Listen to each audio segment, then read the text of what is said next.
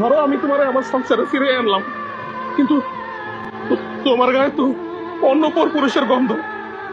আমি আমি যখনই তোমার দেখবো আমার মনে পড়ে যাব তুমি আমার ধোকা দিয়া অন্য পুরুষের সাথে শুয়েছিল, আর ওই পুরুষ তোমার স্পর্শ করছিল।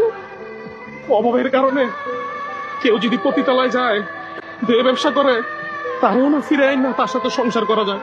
কিন্তু যারা স্বভাবের পতিতা, তাদের সাথে না রাত কাটানো যায়, কিন্তু তাদের সাথে সংসার করা যায় না। কিন্তু তোমার সাথে আমি কেমনে সংসার করবো বলো?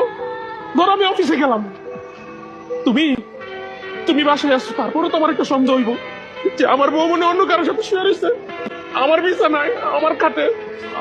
আমি না এরকম মানসিক অশান্তি নিয়ে আমি তোমার সাথে সংসার করতে চাই না। আরে ভাই, বউরে একটা মানুষ ভালোবাসবে, এটাই তো স্বাভাবিক।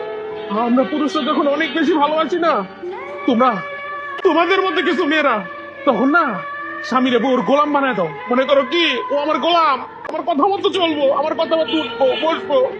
আরে আমরা তোমার গোলাম না, আমরা তো করে ভালোবাসি। আরে ভাই, তোমরা ভাবো আমার স্বামী তো ভাগ্য আমার মতো এত সুন্দর একটা বউ পাইছে। আমি যত বড় অন্যায় করি না কেন, দিন শেষে না আমার স্বামী আবার আমার মুখে টেনে নিবে। কিন্তু তোমার ধারণা ভুল। পুরুষের ভালোবাসা যতটা সুন্দর, ঘৃণা না তার চেয়ে অনেক বেশি কঠিন। পাঠারো, আমি অফিসে যাব।